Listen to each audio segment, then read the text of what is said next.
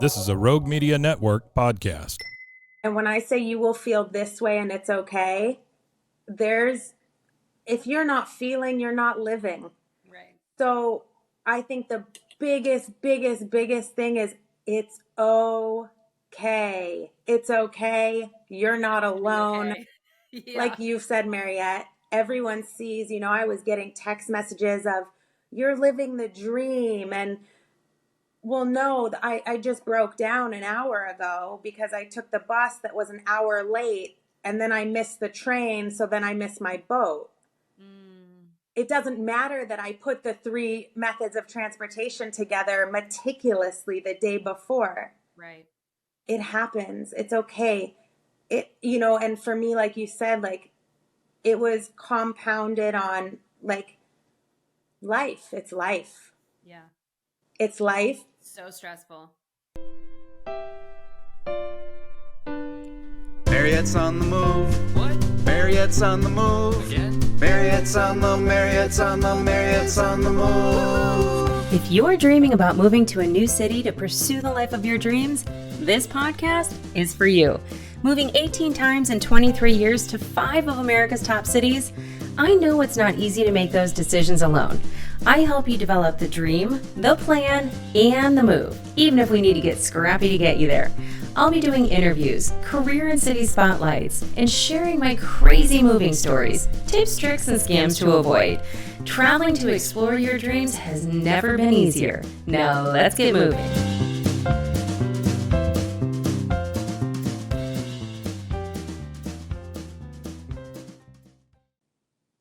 Welcome to the show, everybody. I have a friend of mine on the show today who I have known for over 10 years, I think like 13 years now, and I met her in the most adorable way, and it completely gives you an awesome window into her personality. So I met Hollie Savitt, who is on the show today. She and I were on a bus together, and I was talking to the man next to me, and he was speaking French to somebody on the phone, and he got off the phone, and I said, "Oh, are you from France, or are you from here? You just speak French?"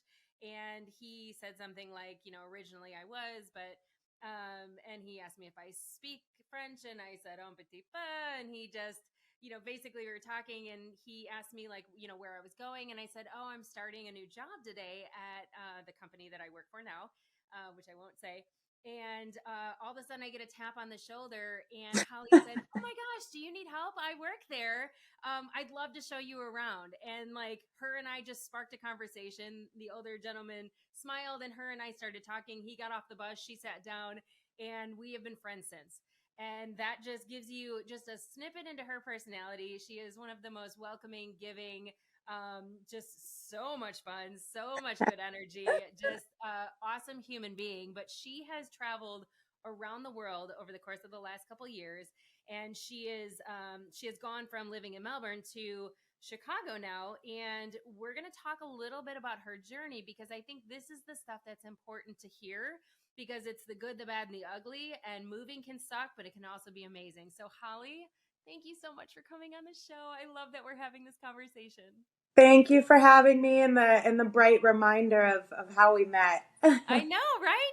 Yeah. It was in 2010, because that's when I started that job. And what she didn't know at the time is that I had already worked at CDW for some. Oh, I said it.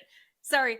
But I had already worked there for so long, but I had left and come back. Like I was living in New York City, and I had moved to Chicago, which was huge. And I didn't even have a car yet, because I literally had just moved, and I didn't need to go to New York City, obviously. So, but yeah, we've been friends that whole time, and it's been so fun to watch your journey. Like if you get on her Instagram, you can see her in a headstand in a million different countries. Find something you love and do it everywhere. And you're really good at it. But you have lived, so in the last couple of years, so, you and I met obviously in Chicago, we hung out in Chicago, and then I've kind of moved around since then. But in the last couple of years, you've kind of traveled all over the world. And I know that's something like, that's a dream that people have had. So can you talk a little bit about like, kind of what kicked that off, what, where all you went? Because I mean, it's just such a cool story. Like you're living like most people's dream. Yeah, so I love culture. I've always loved to travel. I try to do it in between corporate jobs. I take some time off so that I can wing it a bit. And just over a year ago, I decided, you know what? I'm going to quit. I'm not going to accept this next corporate job, and I am just going to take off. And my intentions were to really see, I've been corporate at that point for maybe 13, 14 years. I was raised in a very corporate family with my father being a corporate executive. So there was really one path to take. Yep. And I had worked really hard. Work was my number one priority. Work was my husband. And it was time for me to really take a step back and figure out, is this even who I am? Yeah. So it was a really, really difficult decision to make. And one of the first things I realized is it's a difficult decision to make because Americans don't make them. Right. But Oh, the yeah, minute, we always work. We have our 2 weeks of vacation, and yeah, that's all we take. Like Europeans, like most other cultures have a couple months off of work a year and they explore, and we just don't do that. yeah. So it's that's kind of how it started. It's been a dream of mine. It was initially going to be 3 months. So, Really? yeah. Oh, I didn't know that. So I Good had Lord. conversations with mentors, with C-level exec customers saying, okay, if I came back in 3 months with a 3-month gap on my resume, Oh, God, yeah. what would you think? Yeah. And I was like, oh, 3 months is okay. And it's funny, I keep hearing one of my former customers going, well, 3 months, it would be fine. But if it were like a year, and here I am at like 15 months, I think You're like, I'm still okay. couldn't be, yeah. I mean, today couldn't be bothered, which I know we'll get more into that. I mean, depends when you ask me. Yep. Yeah. Where all did you go? So I was not in a hurry. I stopped in Italy to see one of my, so my dream was I want to meet all of my friends' kids that I've never met. Oh, that's adorable. It was always, if I won the lottery, what would you do? I would go around the world and meet all my friends' husbands and kids that I've never met. And you have friends all over the world. Like I do. You have traveled so much, like all over, growing Yeah. up and everything. Yeah. And then I studied abroad in Australia. That's right. Yeah. And I have been back for those weddings. Mm-hmm. So I started in Italy. Okay. And saw 2 of my close friends there, met their kids, and then Thailand. Your pictures from Thailand are amazing, and I never really put it on the bucket list until I saw your pictures, and then I was like, oh man, I need to go. Do you know it was never on mine either? Really? No, Asia was always quite intimidating to me. Just different characters in the alphabet, different I don't speak the language, like all of I those mean, things. About as foreign as you could get. Like maybe Russian doesn't have like our alphabet, but it's connected to places that do. Yep. Yeah, so it wasn't on mine either. Wow. So Thailand, yeah. for 2 months. I did a little 2 weeks in Cambodia because I wanted to see Siem Reap and Angkor Wat. What are those? It is like the Machu Picchu. It's an ancient civilization from the Asian Empire that is just massive. You can't get around it by foot. World renowned. Yeah. Oh my gosh. I love history, and the more I learn about history, the more I feel like we are so young as a country. Beyond. Like thousands and thousands of years in Egypt, and Machu Picchu is on my list for sure. That's jaw-dropping. Is it? Yeah. Jaw-dropping. Yeah. Then I went to Philippines for a month. Okay. And did you know people in these places, or was no? Okay. So how did you even think? Like, to me, I look at it like, the fear-based side of me is like, what if I, get a hotel in a bad neighborhood, or that's how I think, but that's probably how I'm conditioned to think. No, I mean, that's valid and should be listened to. And you should do research before you just show up, but Yeah. don't get analysis paralysis. Yeah. Yeah. Yeah. And a lot of these places are less expensive to stay in, right? So Beyond. you can get hostels, and, people forget about hostels. Hostels are an amazing opportunity for you to go in, meet people from all over the world, right? That stay at Yep. the hostels, and you Yeah. can get your own room and stuff. But Yeah. so Philippines. So where So did you go after that? Philippines. So Australia was always the last place on my list. Was I'm going to end up I'm starting in Thailand. I'm ending in Australia because I'll see my girlfriend and her kids who I haven't met. I went back for her wedding, but I hadn't met her kids. Okay. So it was I had a start and I had an end. And because I was only planning to be gone 3 months, Australia was initially going to be December. Okay. And that's their summer, right? Correct. Okay. So I went to so that ended up getting pushed out. So I ended up in Australia in March. Okay. And then went to Indonesia for 2 months. So Bali and some of the islands around Bali. Bucket list. Yep. And then went back to Australia for 3 months with the intentions of, okay, I left with the intentions of, I have no idea what I want, what I'm doing, where I'm going. I am open to settling down and starting a life somewhere else. Yeah.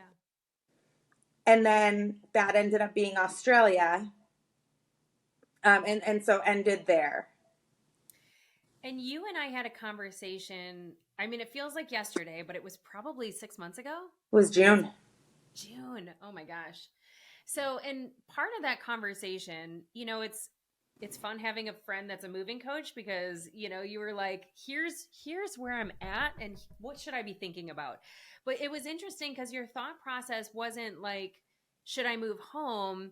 It was like, am I done exploring? I want to be in a community. I want to, and you've never been one to like settle down, but it was more like, I want to settle into a job that I find challenging and find purpose, but I also want to live in a place that I love and can build a community. And that was just not what you were finding at the time. Right. Yeah. And for me, I set myself up financially that a job was off the table. Yeah. So it was very much listening to my body and my intuition. And I had taken that Western thinking off the table. So it was very much, I want a community. I want to feel home. And it's funny because you don't realize that actually a job gives you that. Yeah. Yeah. A lot. Like an instant community. So when you remove that, it's very difficult and disorienting, and yeah. But you're also a very friendly person. I mean, obviously, look at the way we met, and you have no problem talking to anybody. But I felt like at one point you were getting to that point where you were like kind of retreating inside, and you were like, it's hard to make friends as an adult. And I was like, gosh, if you have a hard time making friends, think about what introverts feel. Yeah. It was trying. I mean, before we hopped on the podcast, I went back through my journal, and up until literally a week ago, and I'll let you insert the dates there whenever you air this, but up until a week ago, all the way from June, like you said, I was really excited to set my feet down somewhere, build that routine, build that community. It's a roller coaster. It's daily. So even reading my journal back from June. Yeah. Talk about your journaling. Because you've tracked all the places that you've been. Yeah. So because I hope you plan on publishing a book at some point, because I think that would be really interesting. It would be very exposing. Maybe once I'm married. Yeah. Take excerpts. The journaling, I think it's important. I tended to do it when I was feeling down. Okay. And then because I'm business oriented, or maybe in that Western mind frame, it was okay, well, what are some solutions? So there were things of like, what has brought me back joy when I'm feeling really down? And I know I'm an active person, so even just going for a walk, but the walk didn't always do it. Right. It was smiling at a stranger. It was holding a door. It was like these high level engagements, or it was, you know, what am I, if I was in a place to articulate it, what am I feeling? Yeah. And how do you overcome that? And that was part of our conversation too, because I remember specifically asking you, because you were starting to get to that place where you're like, I'm not exactly sure what to do. And I Totally. could tell that your spark had diminished a little bit. And so I remember saying, like, what used to bring you joy, but you had gotten hurt. Like, you have always been an avid fitness, pro. You've always worked out, and that was a way that you got your energy, you got your release, and like worked off stress. And you couldn't do that at the time. And meet people. And meet people. Yeah. Yeah. So I had hurt my neck and could not get to the bottom of it. I say that I set myself up financially, but you're still conscious.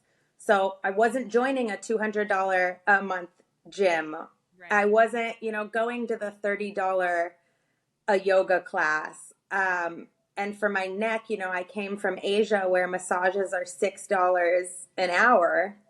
Now I'm in Australia. Yeah. Where it's more expensive than the US. I mean, we're talking, oh gosh. So the price will be the same. You'll see 18 and then you're like, oh, it's US or it's Australian dollars. Yeah, it's quite expensive. Wow. So I wasn't exactly eager to go get a $140 massage for my neck. Oh my gosh.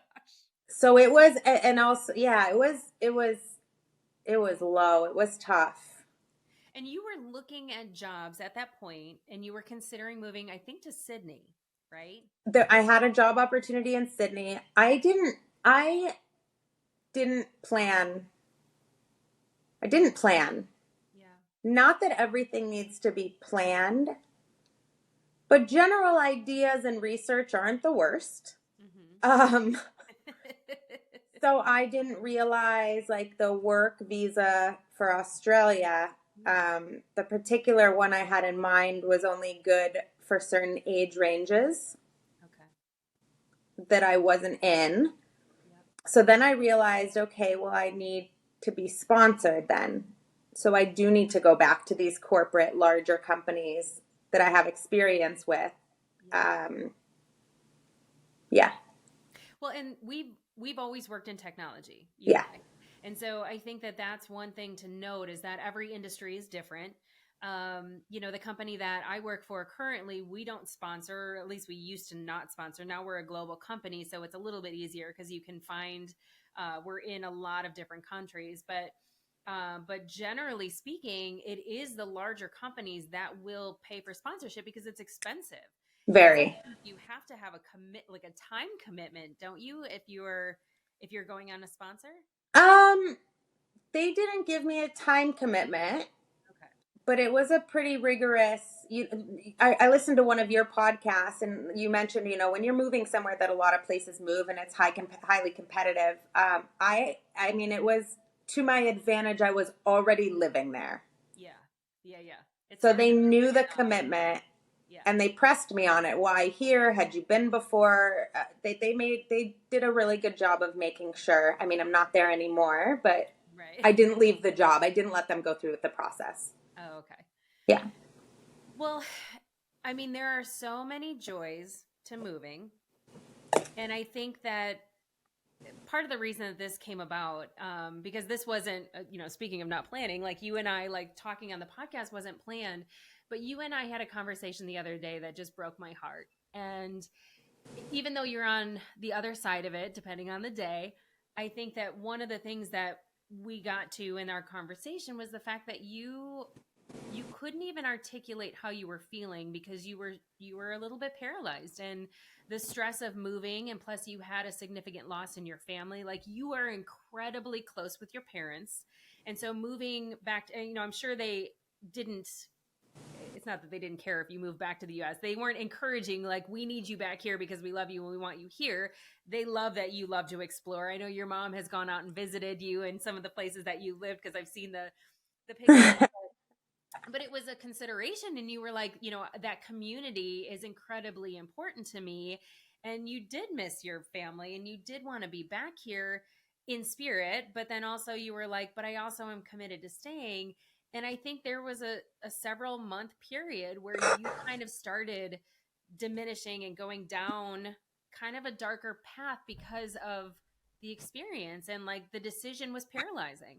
And so you and I having this conversation, and I'm so grateful that you were willing to come on the podcast and talk about Yeah. it, because this is the side of coaching that people don't get to see. Like, they think of moving as a fresh start and it's so exciting and like, let's foam, YOLO, and like, let's just go and do it.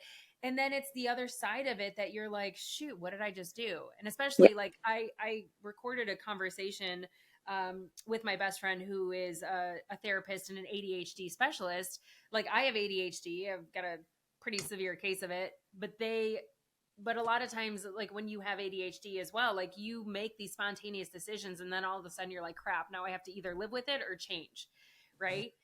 And so like you were going, not that you have ADHD, but like you were going through this conversation, and I said, why didn't you call me? Why didn't you reach out to me? And you're like, I couldn't even articulate what I was feeling. Or But what to, yeah. yeah, but I think you can now. So maybe let's walk through whatever you're comfortable sharing. Yeah. Yeah. Kind of where you started and what, kind of where you were thinking about. And then all of a sudden, like, kind of what surprised you about this whole thing. I think the biggest thing is whether you planned it to the T or you planned nothing, you will feel this way. Yeah. And it's okay. Yeah. And when I say you will feel this way and it's okay, if you're not feeling, you're not living. Right. So I think the biggest thing is it's okay. It's okay. You're not alone. Okay. Yeah. Like you've said, Mariette, everyone sees, I was getting text messages of, you're living the dream. And well, no, I just broke down an hour ago because I took the bus that was an hour late, and then I missed the train. So then I missed my boat. It doesn't matter that I put the 3 methods of transportation together meticulously the day before. Right. It happens. It's okay. And for me, like you said, like it was compounded on like life. It's life. Yeah. It's life. So stressful. It's so stressful, but it's life. And I think, I'd be breaking down, crying, laughing at myself because I know I'm exhausted and I know I haven't eaten. Yeah. Yeah. It doesn't mean I'm not breaking down and that I know it's not justified, but it's like, I think I said to you, it's like anxiety coming out of your eyes. Right. Well, because when you were thinking through some of this, I think part of it was like the decision to leave Australia and come back home and what that meant. But then it was also like, where do I live? Do I get a temporary apartment? I mean, I know you had mentioned like, should I get something furnished? Because you own a property in Chicago, but you had renters, right? Correct. You couldn't move to your home. Correct. And then I have a property in Arizona that's rented furnished only until March. So it's like, okay, well, then do I get a place furnished in Chicago until March and then move my furniture here? Or do I just sit? And I think part of looking back is I knew in Australia, if it wasn't Melbourne, Australia, it's Chicago. Okay. If I can't be in the culture, I want the culture to be with me. Yeah. So a city is for me. I need the options of activities. Even if I don't do them, I need them. So where you helped me when I was living in Australia breaking down was think about what you like and what you need in a place to live. Yeah. And again, I was grateful to have taken like the job part and the economy off the table from like a macro perspective and just think about me. And that was my goal. Yeah. And I don't think in the past I would have ever said community or family. But what the time off showed me is who was I calling when I felt down? Right. I wasn't just going to a new gym and that wasn't filling my cup. Right. It was my people. Yeah. that were filling my cup. Yeah. And so even in Australia, you know, if you're moving somewhere within a time zone, they could fill your cup. But when I'm 18 hours opposite, Yeah. I didn't even have my people. Yeah. You had a window. I had an hour in the morning for the US if my friends didn't have work. Right. And I had like 2 hours in the evening for my Europe friends. Yep. So it was lonely to the extreme. Do you think that that's what it was? Is this the loneliness and Yeah. nostalgia? Yeah. I think I wouldn't even say nostalgia. It was lonely. So when you say talk like starting from scratch, Australia was the epitome of starting from scratch. It wasn't London where I could get on the plane for 4 hours and see somebody, or 3 hours, or where people are coming, going. You are about as remote. You are on a remote island in the South Pacific. Yeah, literally. So that was massively part of it. Yeah. Yeah. And part of like the framework that I coach around, the ecosystem thing came from me moving all over the country and having to rebuild my friendships and, stay in touch with other people, because it wasn't like, when I moved away from Chicago originally, all my friends from college, they moved on, right? Like I still talk to them here and there, and it's been cool because I'm reconnecting with a few of my girlfriends that I was in a sorority, and a couple of my girlfriends from college. But it's like I'm not in their day to day. I'm not talking about what their kids are doing or what's happening or what their Halloween costumes are. It's like I talk to them, I catch up, we are good for another month or two, and then we catch up again in another month or two. So it's like when you are in a new city, one, as an adult, I feel like it's hard to build friendships, right? Like Very. really good, deep, meaningful friendships where like you and I can catch up. I don't have to go through my history, my background. Like you just know me because we've known each other for 13 years. But there's a lot of times when you go into a new community, like I moved to Charlotte. I have a couple cousins that live here. One cousin that is an hour away. And then when my brother moved here, it was like so nice because I had an instant best friend to do things with, right? So we got to explore. But I've been building a relationship for 2 years with my neighbors, and I adore them. But it's still like I still have to tell the old stories, and I have to give context, and so it's like Different. it's different. Yeah. Yeah. So it's like unless you plant roots or you are in a place where you can make friendships through things like going to a gym or like finding a hobby, like even sometimes like that, if you're not moving when you're mentally in a great place, Yeah. it's really hard to like then push yourself out to go out and like you told me a story the other day about how you had a friend that you like met where she invited you to a party and you were like, I'm not party ready yet. I'm just like, stay at home and watch Dateline ready. Exactly. Yeah. And I think there were a lot of things you taught me when we chatted in Australia that were, yeah, well, and that's what I think it's so important to find your your piece of routine. Australia, to your point of old friends. So I moved there thinking, okay, my best girlfriend that I met in university lives there. I flew back for her wedding. We traveled with each other for probably 2 months all over Europe together. So like we've had these amazing experiences. I'll go back and I'll know and I'll have that safe place. Yeah. But we had actually grown apart. So I think one thing you taught me was you have to find these things within. If yoga is your thing, if a gym class is your thing, if pottery is your thing, you have to invest in you. Yeah. And cut the coffee out every morning if it's a money thing. You have to prioritize you without external factors kind of bringing those to you. That was one of the main things. I joined a women solo traveling Facebook group, which was huge because it's the one I'm in is very strategic. So you have a format that you post so you can meet people that are like-minded, that are either living in your city and interested in the world and cultures, or traveling to it, and you could host. So that's huge for building a network. Bumble BFF Oh, I didn't know that even has existed been until you mentioned it the other day. epic. Really? Yes, the same way you search for a partner, you know, the women have their profiles of what they're into, and I've met close friends there, actually. Yeah. Um, I know Meetup in a lot of cities is really. Meetup is, I'm not, my cup wasn't full enough for a group. I had enough energy for like me to survive Yep.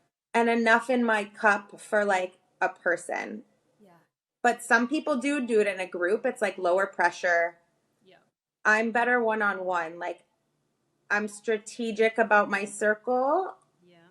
especially on this journey. I've become more vulnerable and more in touch, and I don't want to be happy all the time. It's not me. I just want to be me. I am so excited to introduce you to the Silk and Sonder monthly planner. As a culture, we're more stressed, anxious, and burned out than ever. Without proactive practices in place to combat the stress of modern life, we're falling short of achieving that deeper fulfillment we crave. At Silk and Sonder, we meet you where you are, uncover where you want to go, and help you define a path that aligns with your values and goals. I am proud to be one of their ambassadors because I've tried several monthly, quarterly, and annual planners, and I needed so much more since I'm a multi-passionate person that travels almost weekly. I love that a new theme self-care journal is delivered to my doorstep every single month. It's filled with science-backed prompts and coaching exercises, trackers, and planning pages. Plus, there's an exclusive app with audio affirmations and community events. To join our community, go to marriottsonthemove.com and check out my faves page to learn more.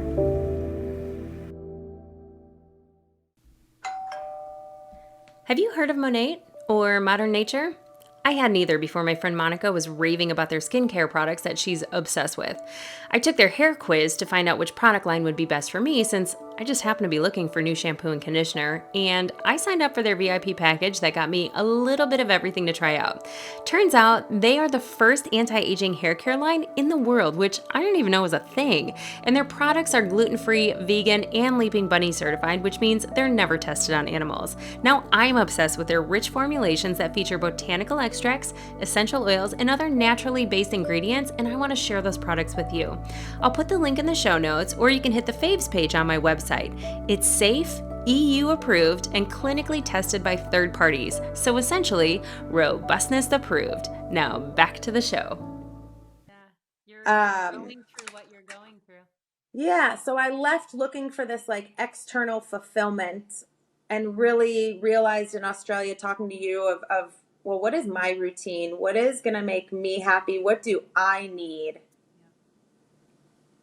And then execute kind of there. And then the decision to come back was really after that. It was, and I think the best piece of advice, I use the word decision. Nothing is permanent. Yeah.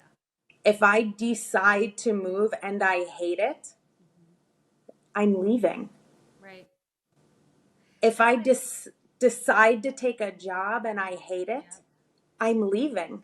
Right. This has changed me significantly, though.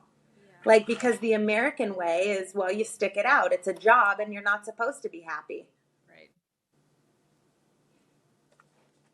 So, so a lot of those things, but coming back has been, there's two sides to every story. It's great I'm traveling, and everybody that's sitting at home with their husband and 2 kids is saying, wow, the grass is so green. And I'm saying, well, Heidi, I would rather be on my couch with my husband I don't have and my 3 dogs. Right.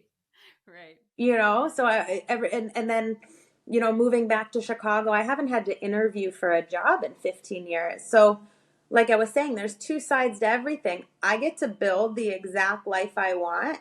Yep. If you would have asked me that in the last 2 months,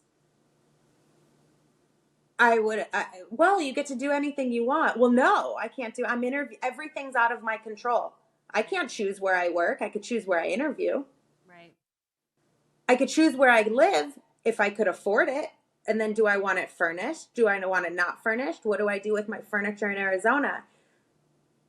So it was, to your point, so freaking overwhelming, almost analysis paralysis. You just pick something and do it. And it's not permanent. Yeah, we often think in like year-long terms, I think, because it's, like that's, leases are year-long. But there's so many good options out there between Airbnb or even like we don't often think about like, hey, friend of mine in this suburb, like I know you have a guest bedroom. Can I crash there for 3 weeks? I'll pay Yep. you And that's $500 for, yep. But like even just getting back into your community and not to say like I know that this is the hard part about moving, right? Is all of the decisions and they're all on you. And you're like, what if I make the wrong decision? What we have options, but we don't often think about them like that. We don't think about them in an optimistic way. We think about them in like, oh my gosh, this is so heavy.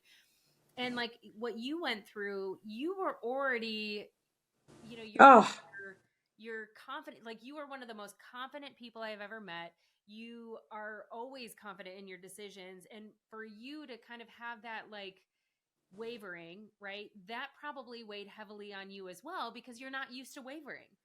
Yeah. But you And throw that in, you had a loss in your family, which wasn't planned, right. obviously. Right. So that's the part of this foundation that like as you're going through the moves that you have to think about like what if this happens, like not to say that everybody experiences like grief like that while they're moving, but like if you're not mentally strong and something throws you a curveball, Oh, you're crumbling.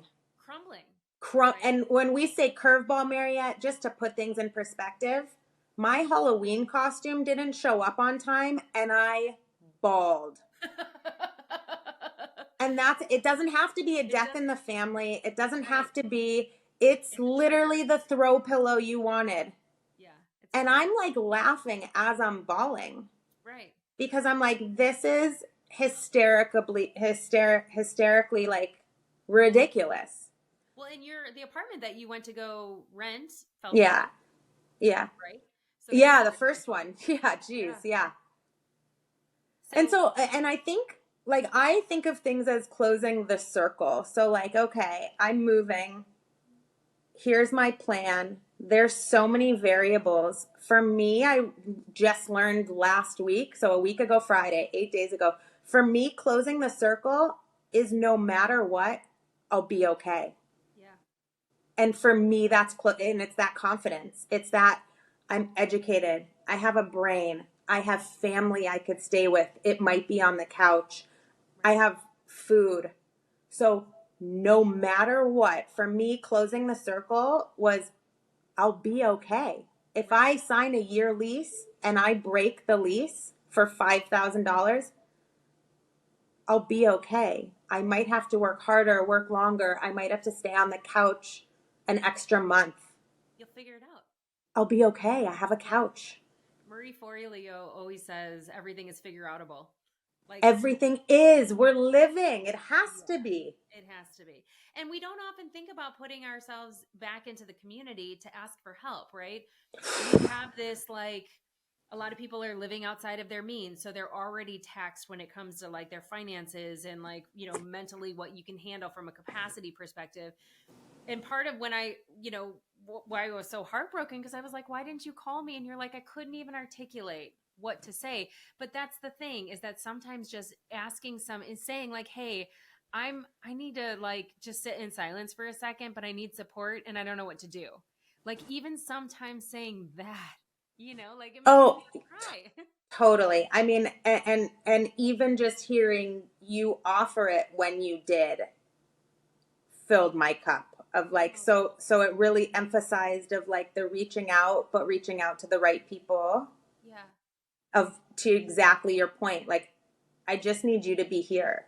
Yeah. Like, even on the phone, like just with me. Yeah. We don't have to talk about the move. Yeah. Like, let's talk about other things. Yeah. I think that's what's important about having, it's like, it takes a village, right? Having a buddy or two that like, when you are about to embark on this, going to two different people that you know are not going to judge, they're going to let you listen, or they're going to listen, being able to say, listen, I'm considering moving. This is going to be a journey. Would you be my like moving pal? You know, 100%. yeah. And someone that's done it and can relate helps block out the noise. I mean, for the people that are sent, and it's really difficult without it because you're getting the text of how exciting. Yeah. You're going to meet all these new people. And so everyone's perception that hasn't done it is that it is so cool and you're so brave. And so you're kind of, it's almost harder to feel worse because you don't think you're supposed to. Well, yeah, you're almost being told like your feelings and emotions about being Totally aren't worth it or aren't rational. Totally. So then you talk to someone that's done it, and you're like, oh, so you had you cried too every day? That's normal? Oh, like, I went on dates thinking like that was going to fill me up. And it was like, I didn't even feel like I had anything to offer. I was like, how did these people even like me? Like, I'm cute, but like, should I just not open my mouth? Like, you just start searching so when you have that person like you in particular, who's not only educated on like the feelings and the emotion side of it, but has gone through it.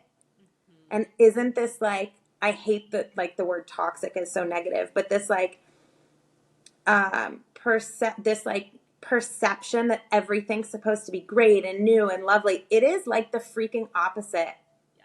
Like as an adult, I don't think I could talk to anybody that's moved and been like, oh my God, it was the best first 2 weeks of my life. I know, moving sucks. Zero. Literally zero. Yeah. Like any girlfriend or guy friend I've talked to that's moved has been like the first 2 weeks, 3 weeks was a roller coaster of emotions. It is a stressful, traumatic experience, even in the best circumstances. Oh, there's gold at the end of the rainbow always. Yeah. But there's clouds, there's rain, there's thunder, there's lightning to freaking get there. Yes. So having someone that's able to like coach you through the rain, the thunder, the lightning, like remind you who you are when like you can't see it, and remind you that the gold is there and that you are still capable of getting there is like so critical. I mean, yeah, it's important too because anxiety is normal in a move. And I think that that's like, if you are, you should expect the anxiety, right? And I almost feel like the absence of anxiety in a move is not normal, right? If you correct through life where, everything, like you don't care about anything, that's almost when you should be concerned because they say it's the most stressful event, only second to divorce, right? Neither of us are married. Wow. Do they really? Yeah. We don't have much to compare it to in that realm. But I think that that's when we take it one step further and say, okay, what is rational and what's not rational? And I think having somebody to say like, hey, I just bawled my eyes out because my Halloween costume isn't here, even though I have a million things that I could dress up as. Am I on like, what's going on? Mariette, I didn't even want to go to the party. Yeah. Yeah. It was like this loss of control, perceived control. It was hysterically wild. Yeah. Out of control. Like you.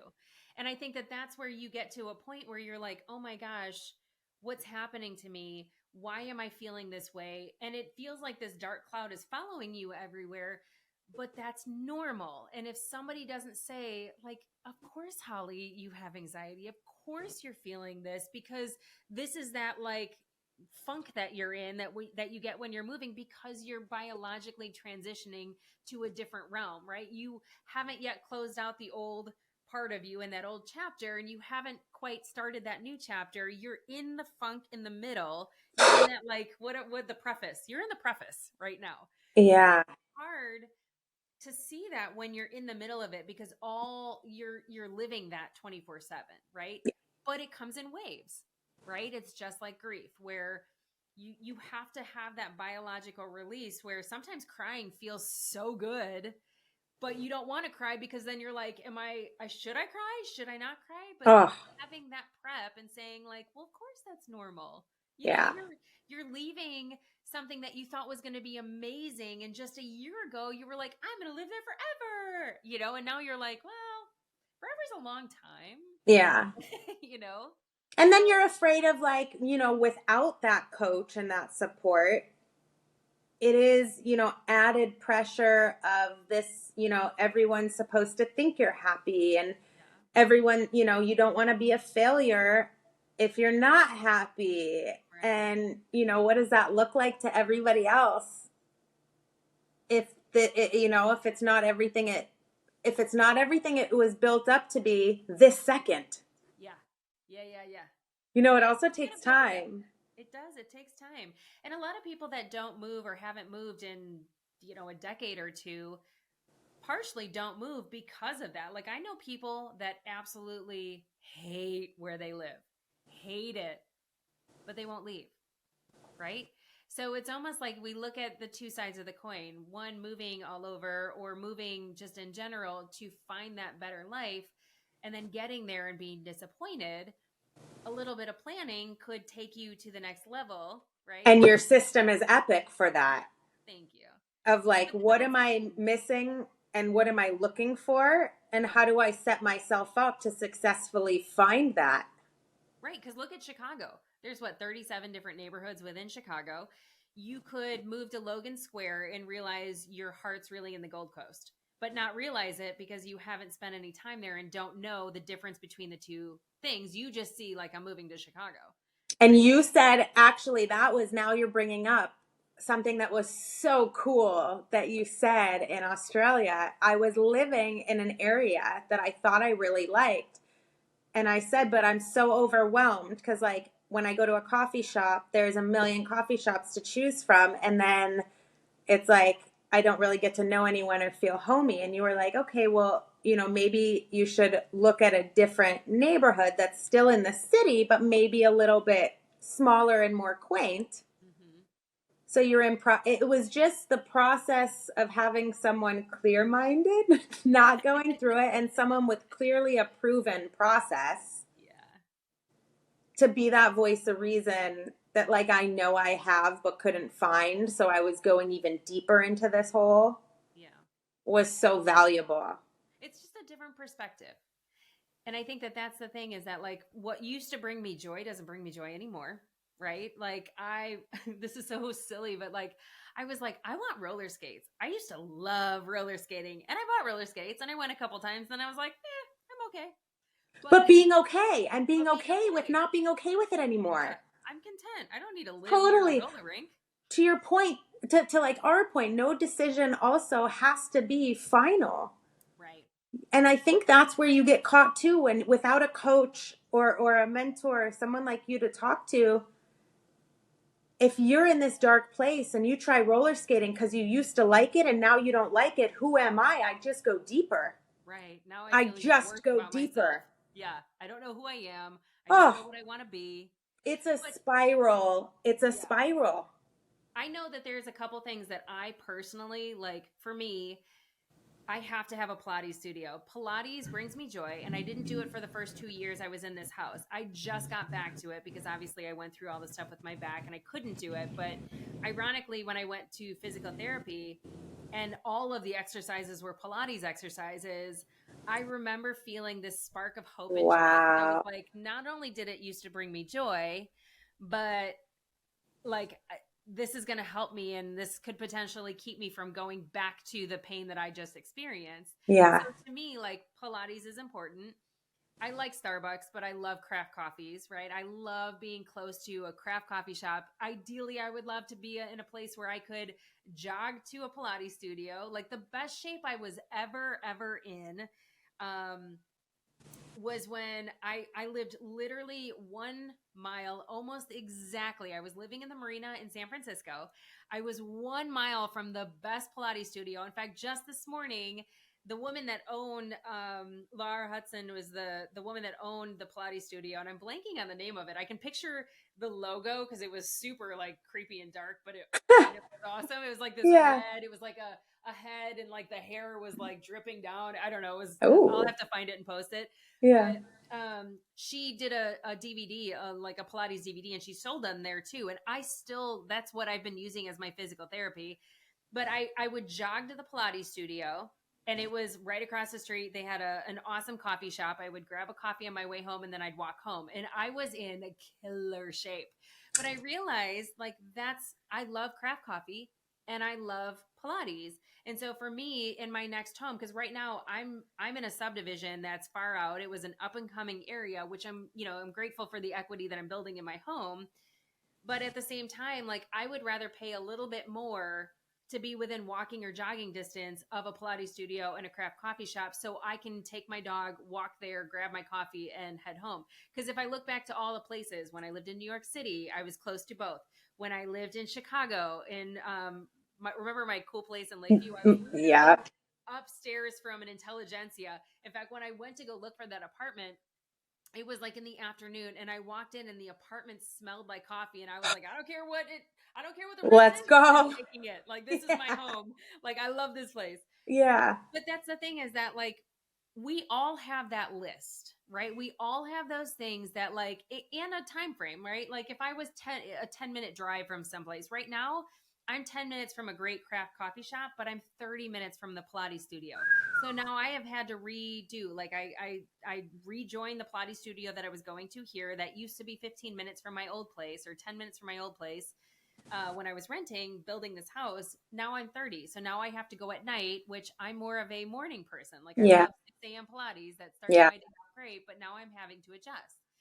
So like if you can take, you can even look on Google. Like if you have an idea of where you want to be and look, throw in Pilates studio in that zip code, like figure out what neighborhood it's in and if that's possible. Like whatever it is that's on your list. Like for me, like I also miss going to Whole Foods. I know it's super expensive, but I loved their generic brand chicken. Sounds so silly, but now I would drive 30 minutes to go to a Whole Foods to get the good chicken, even Yeah. if it's chicken, right? Yeah. Yeah.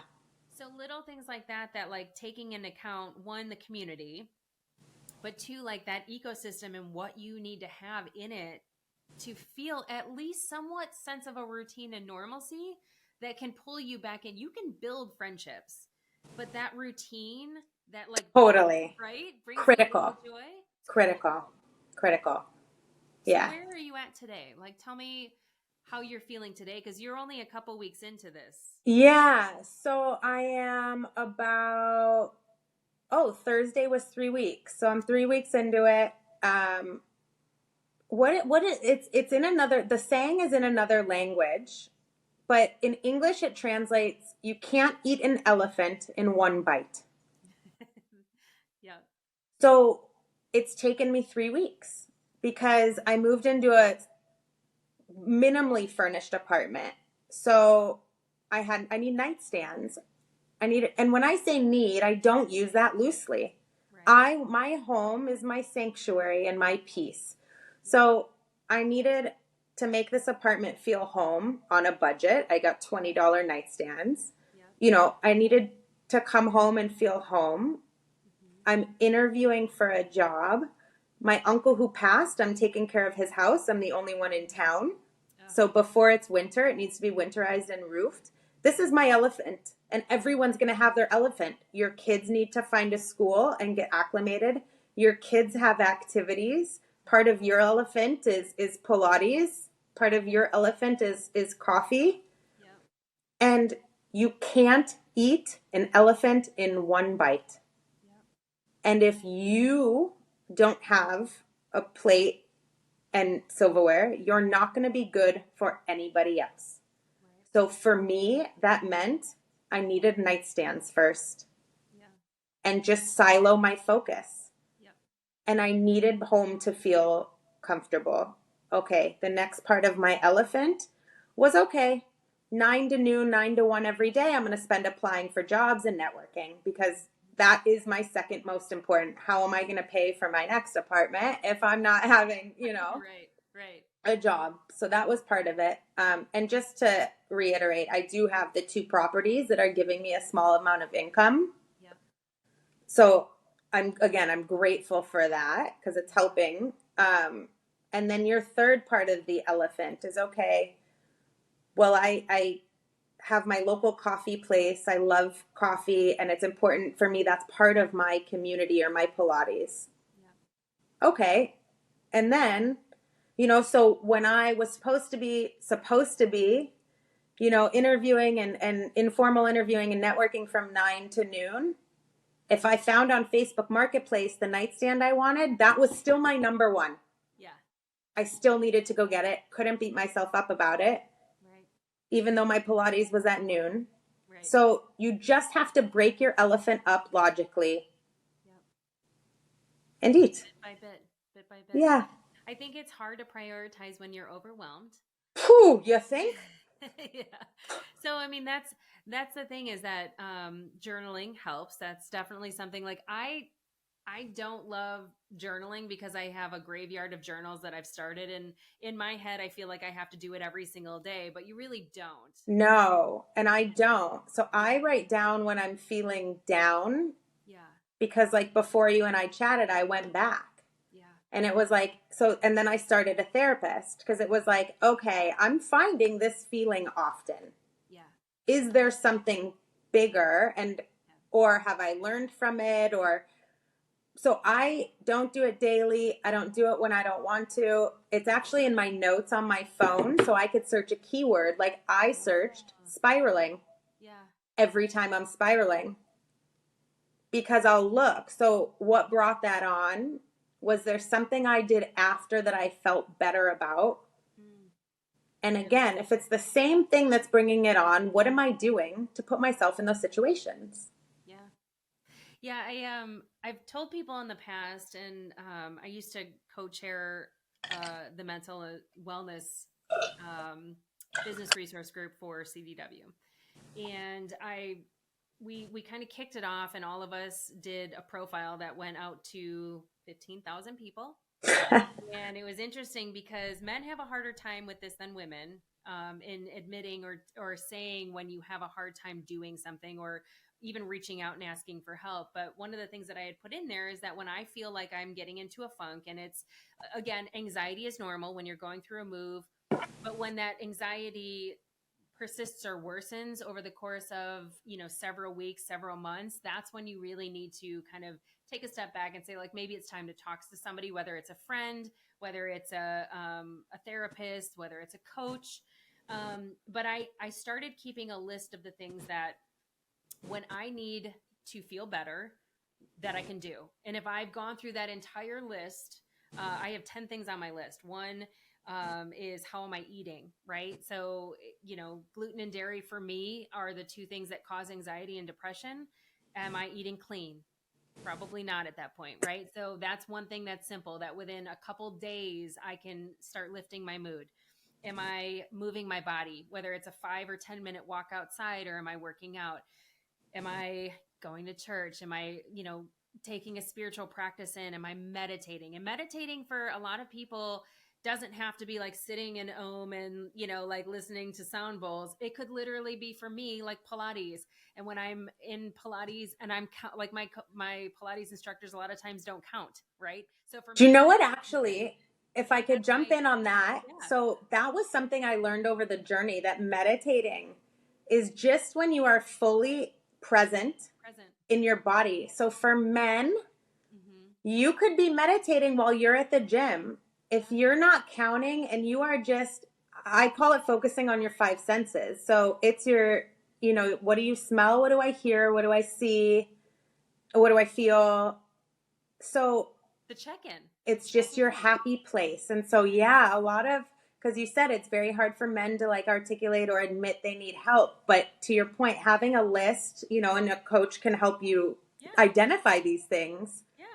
Is it going for a 4-minute? I've gone to the gym for 16 minutes. Yeah. Showing up is such a mindset, like, release. Drive there, sit in the parking lot. And if you don't want to go in, don't go in. But like, okay, most of the time you will. But yeah, for meditation and being mindful, I mean, top athletes do it. And it's to each their own. It is not an hour. It is not 30 minutes. It is not 10 minutes. It is not 5 minutes. It is whatever works for you that day. Exactly. And when it's broken down like that, it's so much less intimidating.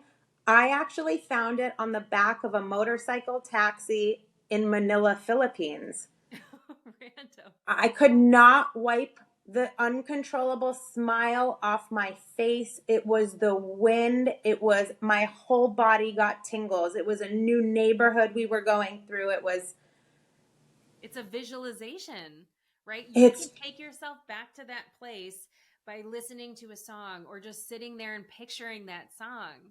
And I think that people don't realize how simple that can and help. how unique it is. It is whatever works for you. A lot of people say the gym is my therapy. The gym is my therapy. I am most of the time, the goal is to be fully present. I put my phone on silent. I have music, Yeah. but I put my phone on silent. There's no alerts, and that is my mental therapy. Yeah. Yeah, I think going into the journey of a move, it's important to have those anchors. Oh, And if you don't have those anchors, figuring out what those anchors are before you commit to the journey. Because that's something that you're going to rest on, whether it's a picture, a visualization, a song, a guided. I do a lot of guided visualizations because, again, going back to the fact that I have ADHD, the minute I put something I out can't do there, silent I either. can't do Nah. silent. Yeah. My brain goes into a million Yeah. places, right? Yeah. So I think those anchors are incredibly important. And I think that it doesn't matter how confident you are in yourself. If you have those anchors, you can get to that place really quickly. And the more You you practice that, right? you have to. And that's what I tried to eat the entire elephant because I'm confident, I'm capable, I'm smart, I got this. It'll be what it'll be. Otherwise I'll figure it out. And holy shit. Yeah. You can be triggered instantly. Instantly, and without those anchors or a coach to remind you, I mean, good luck. It's just prepping. I mean, that's why I love this podcast and like what we're putting out there. Like for me, for a long time, like again, I don't have children. I have nobody to give this information to, but I found over the years, a lot of people would be like, they'd be mid move and they'd be like, how did you do this 18 times? I'd be like, I have my list and I have my anchors but that's the thing, is that a different perspective, even just listening to our conversation could, if it helps one person say like, listen, I'm about to embark on a move. I don't know anybody there. I've been dreaming about going to this place, and like, being able to say like, go and spend 3 weeks there first and do a city POC or proof of concept and see if you really want to do it, or do a bake off between 2 different cities before you commit to moving. That at least gives you the preparation to think like, okay, this is what I could run into. Like if Hollie, who is super confident and like has lived and, worked all over the world, or, Yeah, no, I have. could experience this, like maybe I should prepare myself because I haven't, right? But even, and I'm adding this on purpose because I'm not a planner. Yeah. Even mid move, you've made the decision to move. You think you've planned everything. Yeah. You don't have the resources to do a POC. Still, like, even if you think you've planned everything, it is not going to go as you planned. It is not going to be what you expected. That 3 weeks was luxurious. That POC was great because ultimately your instincts, you were still on vacation. Yeah. You hadn't moved yet. You had 0% commitment. No risk. The minute you committed, your subconscious goes, holy shit. If one thing, well, thank God I have a plan, but that's the biggest joke, plan. Yep. One thing falls off. I feel like you have to, those anchors you mentioned, having a coach to remind you of them and to remind you that it's okay and to give you the tools when inevitably something doesn't go as you planned, because it won't. I promise you. And it's okay. And when your couch is late and you cry and you order takeout, you can't afford it, but you've had takeout 4 nights in a row because you're just glad you're hungry for once. Yeah. It's okay. It's okay. Money comes, Okay. money goes. Yep. Be present. What are your anchors? What is here and now? Order the $60 Thai food because you'll make it back when you get a job. Like, these are things I've told myself of like, you know what? I haven't been hungry in 3 weeks, even enough to go grocery shopping, and I just want to rock across for Thai food. Can I afford it right now? No. I just want to eat. Yeah. It's okay. It's all okay. It's okay. It's going to be a fucking mess. Yep. People start like they go through this like, I should do this, I should do that. Like, stop shooting on yourself. I think I even told you that when we were talking when you were in Melbourne. 100%. Like, stop shitting on yourself. You will, this is always going to be a shit time. Get through it however you get through it, right? Some people numb out, some people drink alcohol, some people take a pot gummy, some people over exercise. Whatever works for you in that moment, as long as it's not costly coping, right? As long as it's not costing you anything in your future, give yourself some grace. You're in transition, and it's really hard to do. Like, hey, this might feel irrational right now, but it's going to pass, and tomorrow I might feel better. Totally. Like, in any form or fashion, like I've said this often, I'm always, there, if somebody has some issue where they're feeling irrational and they want to DM me and like leave me a voice note as to how they're feeling, I'm always going to voice note you back, or I'm always going to write you back and tell you like, this is going to be okay. This too shall pass.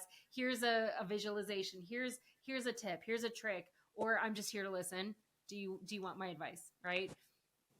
I think that having a buddy through the moving process is always important, whether it's me, whether it's, obviously you've been through it now, finding somebody that can help you, just even sometimes just sitting and waiting, I think is important, because there is joy, right? I'm a joyful mover, and I still even get stressed out. I've done this 18 times. I'm about to embark on my 19th. And I still get stressed out. And I would think I'm a joyful mover too. Like, I love new places. I love exploring, but when it's a commitment, you have to remind yourself, I'm going to be okay. Yeah. Nothing is permanent for the rest of my life. Everything's figure-outable. Everything is figure-outable. I will be okay. I am capable of figuring it all out. Yeah. I think it's important for you to find a buddy. I think it's important to have your anchors going into a move. I think there's a ton of joy in moving. You might not feel it in the moment. Having that hope on what it's going to be, visualizing what you're going to feel, and knowing that your anxiety is okay. I think that that's incredibly important. So thank you for sharing your journey, because I know that's, yes. I mean, you're a sharer, you're a connector, you're a networker, but at the same time, like, talking about raw emotion and how hard things are can sometimes be hard. I want to normalize it because it's totally. And I think that if somebody can have that preparation and they can get into a point where like they know it's coming and they can recognize it and say like, oh, Marriott and Hollie said this was going to suck, and now I'm in the suck. I'm just going to take one bite of the elephant right now, and I'm going to save the rest for later. That might be enough to get you out of that funk. And, that's all I could ask for. So thank you. Well, thank you for having me. Yeah, I love it. And I know we'll connect. I would love to actually connect with you again. Maybe we'll do like an Instagram live in like a month or two. Yeah. See where you're at and see what's changed. Because I think we often forget about the suck, right? Like, yeah, the further you get removed from the move, the further we remember like how bad the suck was. But I think that it'll be important for us to like check back in and happy to. And that's important to remember though too, Mariette, is like, it's not forever. Like, yes, it sucks, but it's a small point in time. So just feel the feels. Yes. And know that this too shall pass. Yep. Yeah. Thank you for having me. You're amazing. Thanks for coming on the show. I know this is such an important conversation, and I'm very excited for everybody to hear it. So thank you. Good. Have a good rest of your day. Thanks, hon.